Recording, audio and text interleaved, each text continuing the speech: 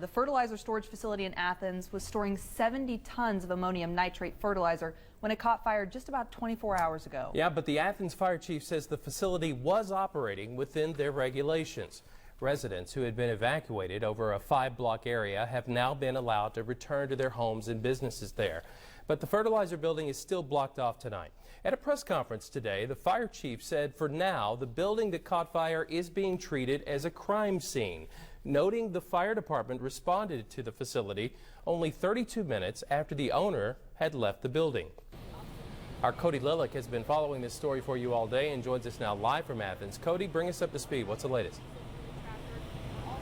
Well, Joe, it is an entirely different scene than just 24 hours ago. At the scene behind me, just over traffic here and across the parking lot, is the East Texas Ag Supply Plant, or what remains of that storage facility for East Texas Ag Supply. It caught fire just about 24 hours ago, and a much different scene today as investigators go through the scene, looking into why.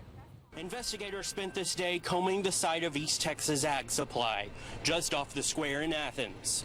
We're told the truck dropped off 70 tons of ammonium nitrate at the facility. The owner would leave around 5, and 30 minutes later, the building was an inferno, filled with more than the amount of the West blast 1 year ago. Firefighters let it burn itself out. Not all the product burned. A look at the site today showed the white powdery substance still intact in some spots. Residents raised concerns about the location following last year's explosion in West. Charlie Bullock owns an art studio just a block away from the building. He says he was shocked when he heard about the fire. It's scary because, what happened in West was an awful, awful thing, and I'm just glad that this was contained, within that one little building. City leaders knew about the dangerous chemical being stored at the city center and say they never had a problem at the site until Thursday. I felt like it has been safe for many years. It's been over 50 years that it was there, and it has always been a safe situation until what happened in West, which educated us all. The fire chief in Athens says what happened here and what happened in West were very different, and says his department took steps after that disaster. As soon as we learned about West, we focused more on this particular facility because we knew it was in close proximity to our town. Yes, he had deficiencies. We inspected that facility with a greater eye and a greater focus, and we corrected those deficiencies. Now, as the investigation continues in Athens, many in the community who work close to the site are saying they don't think something so dangerous should be so close to home. Do you think this business should be in the downtown area? No, I don't.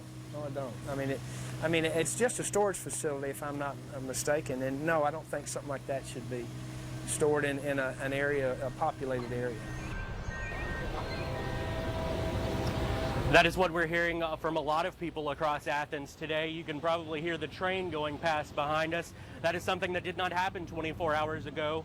The traffic going behind me, that also was not going on 24 hours ago. That was a 5-block evacuation zone that was put into place when that fire started. Now only 1 block remains. They say it was about 20 to 25 homes and businesses remain, including the county offices here, as state fire marshals and ATF agents move in to start to piece this big puzzle together.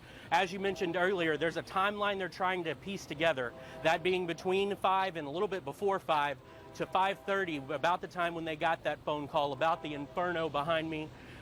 They say they still need to piece some things together, so they need any photo, any video evidence that anybody may have had, and it'll help them piece all of these pieces together into how this fire started. Reporting in downtown Athens, Cody Lillick, KLTV 7 News. And signing off just in time as that train comes through. As he was last night, Cody Lillick reporting live from Athens. Thank you, Cody. Officials have canceled tonight's Old Fiddlers reunion events in Athens due to this very situation. They say they are hopeful that tomorrow's events will go on as planned. We will make the announcement on that tomorrow on Good Morning East Texas Weekend beginning at 8 o'clock.